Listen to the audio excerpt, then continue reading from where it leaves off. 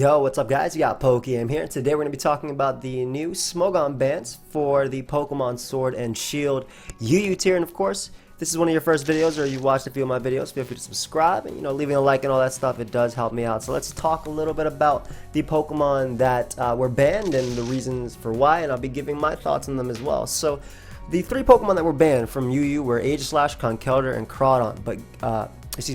Aegislash, Conkeldurr, and Gengar. But Crawdon and Obstagoon were both on the chopping block as well.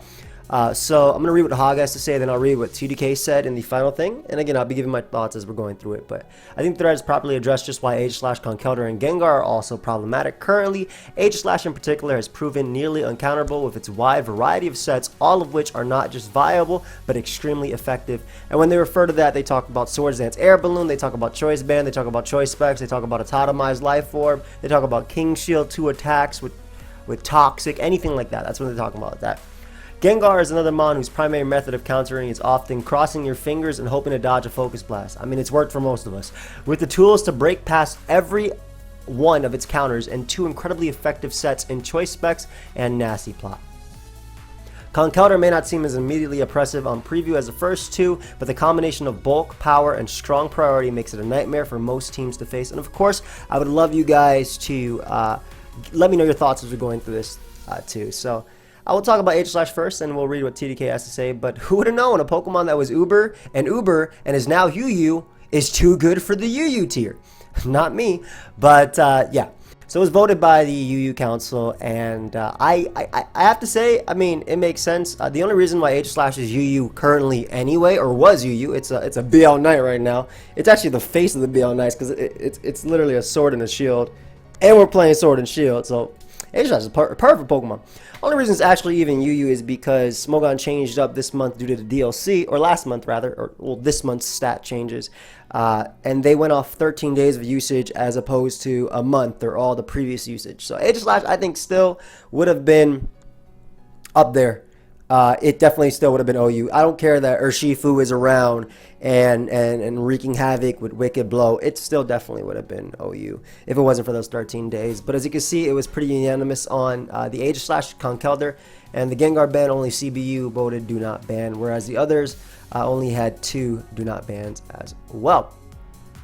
And TDK has to say, I don't think this ban comes as a surprise to anyone. Aegislash went from Uber to UU, which is exactly what I said. The Pokemon has an absurd amount of tools to run rampant in this metagame and can run virtually any type of set effectively. Its absurd stats, defensive typing, offensive typing, and move pool give it practically every tool it could ever need in this tier. From SD Balloon to Specs to Subtoxic and many more in between, Aegislash could pull off an array of sets and absolutely dominated the metagame for the short period of time it was around. And it was true. One of my favorite sets to use was Choice Specs.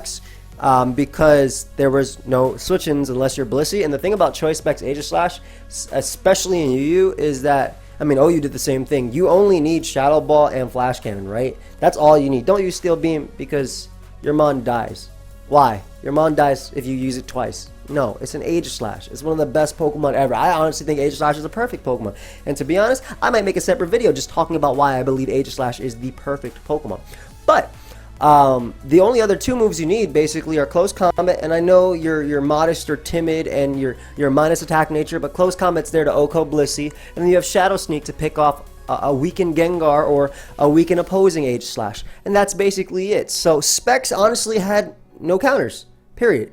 Shadow Ball, they go Skarmory expecting to be physical. Even then, Aegislash can beat Skarmory with physical, but they get Shadow Ball, right? Quagsire, they get Shadow Ball. Blissey, they get Close Combat. So Specs really had no switch-ins. Of course, Swords and Air Balloon was great too, effectively allowing it to set up on Pokemon like Choice Scarf Crocodile, Locked in Earthquake, which is a fantastic Pokemon in the tier, as well as checking things like Scolipede, which I believe will be banned next. I had a video yesterday where I used Scolipede on the ladder, and it's completely busted with dual screens.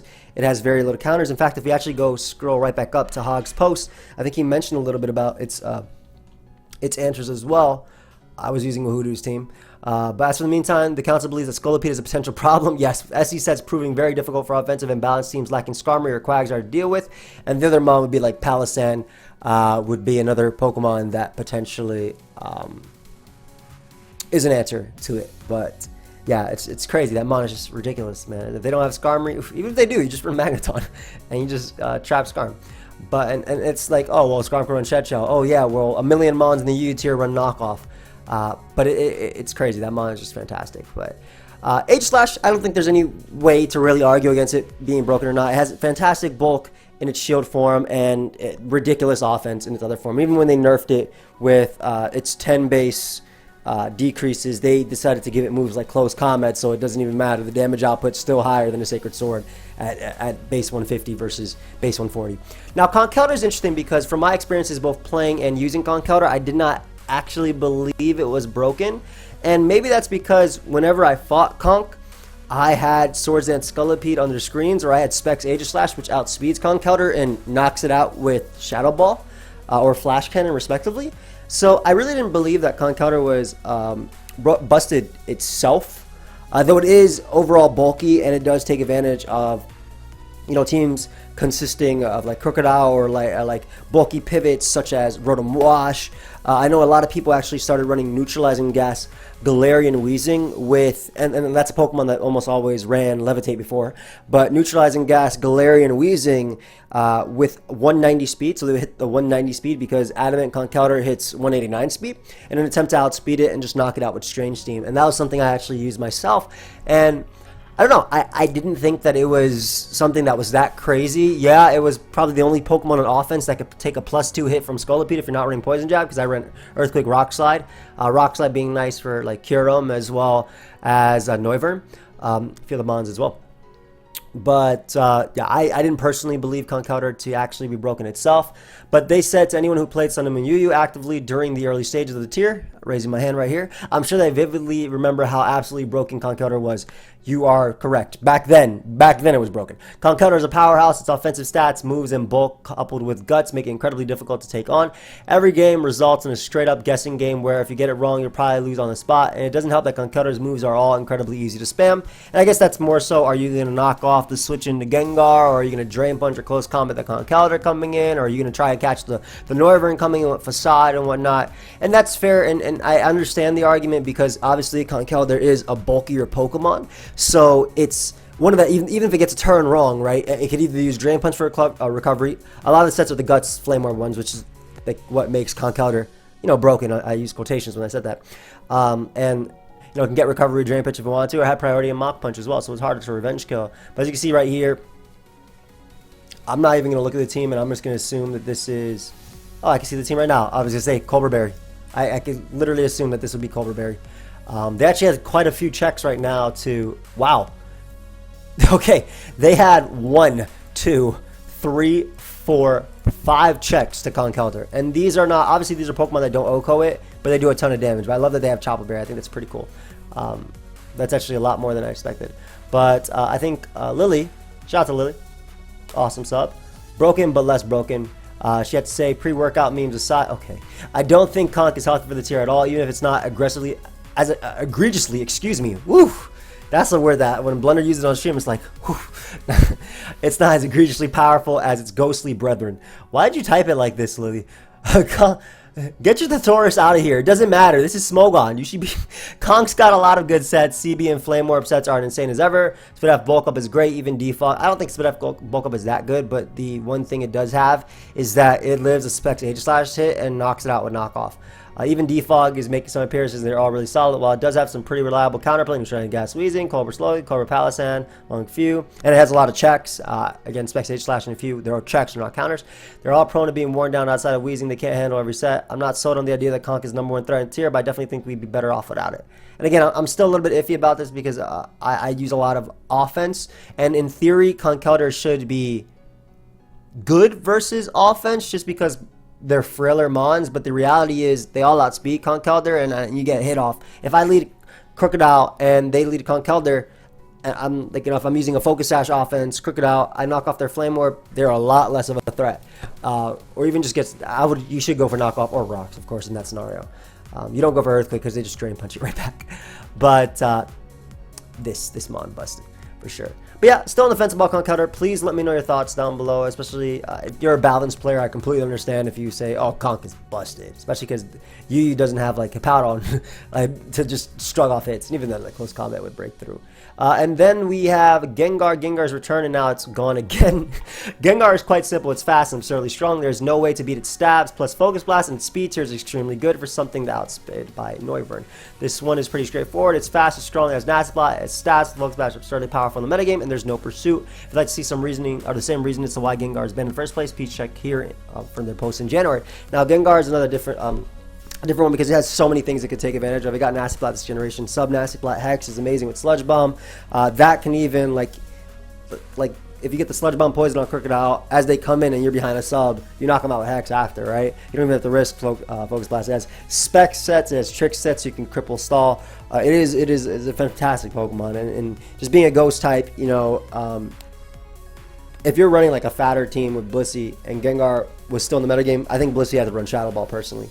And I've used Blissey as well, and I've seen a few with Shadow Ball as well in an attempt to not let Gengar just trample through the entire team. And a lot of the games did come down to, you know, Focus Blast ending. So I can understand Gengar, especially with, like they said, Pursuit is no longer in the game. So this Pokemon can come in and out. And it's funny. There you go. 2 Ghost types already automatically banned from the tier. Again, I'm still on the fence about Conkeldurr personally. Aegislash, it was an Uber, and it was an Uber. It shouldn't even be UU. It got cheated by 13 days of usage, and I wholeheartedly believe that especially because Clefable is running what's it called? Clefable is running physically defensive again because they have to because of Urshifu, and Amoonguss runs physically defensive, and Togekiss is being ran, and Mandibuzz is like switching its EVs to be able to take Banded CC and switch out or something like that. Even like a King Shield, Toxic, Flash Cannon, Shadow Ball, Aegislash is just amazing right now. And Specs, I still think is incredible, even with Cinderace being as good as it is, and Rillaboom being around with knockoff. That's why I actually really like King Shield too. I think King Shield can make a comeback because Rillaboom goes for knockoff. You go for the King Shield, you lower their stats, right? And you do a lot. So this Mon probably won't stay UUBL forever. It won't be a BO Knight forever. It'll go right back up to OU. Conkeldurr is another Mon that I can see also eventually rising back up, especially if Urshifu ends up being banned, which I could see. I mean, I want to know your thoughts on that, but I'm talking about Singer Strike, by the way, not Rapid Strike, obviously. But if that Mon ends up being suspect tested or banned, Conch is another Mon that I feel could shoot right back up, and I think Gengar is another Mon that I feel could shoot right back up too. They're all great offensive presence, and in terms of an offensive fighting type, if Urshifu is gone, Conkeldurr can just do the same exact thing it did before with facading and close combating and mock punching and knocking off the entire tier. So, I believe that is what I have. The Obstagoon and Caron were just voted to not be banned. I honestly did not fight them that much.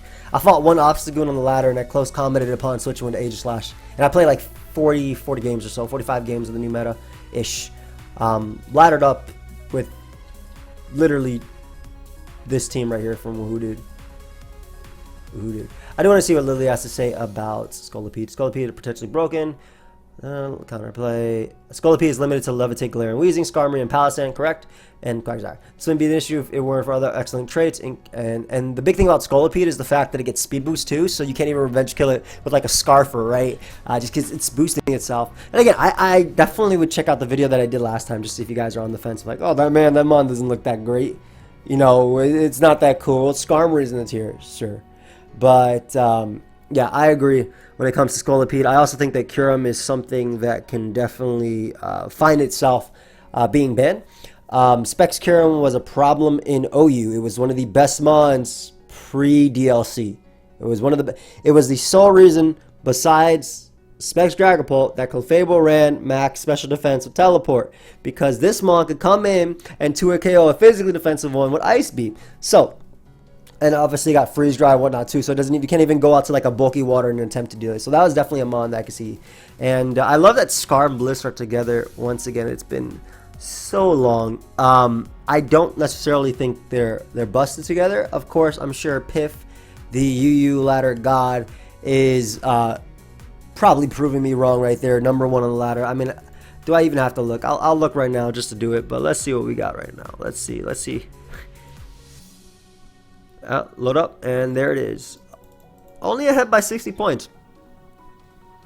but he's 91 GXE. So I'm surprised he's only ahead by 60 points and not 3,000 like he usually is. But yeah, my also thoughts on Durant, Primarina, and Dracozolt, which are also currently UUBL.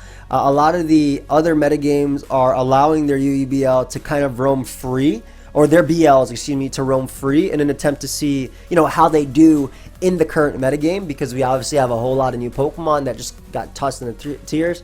I'm definitely excited, and I'm also pro unban just to have them play around. Why not? I mean, you already let Obstagoon and Crawdon back. Might as well let them all out. That's it. I agree. Free them all. Facts. And then I know that RU had a bunch of bans as well, which were pretty funny. I might make a video on the RU bans, but I have not played any of the new meta RU, I'll be honest. I'm only doing this video because I played a lot of UU the past few days, and I want to share my thoughts. But yeah, guys, let me know your thoughts on these Pokemon. Do you think they deserve to be banned? Do you think they deserve to not be banned? Like I said, I'm on the fence about Conch. I'm on the Conch about fence. But that's about it when it comes to those guys. The other guys, I understand. Aegislash 100%. There was no way that Pokemon was staying down here. But yeah, let me know your thoughts. I'll see you next time. Peace.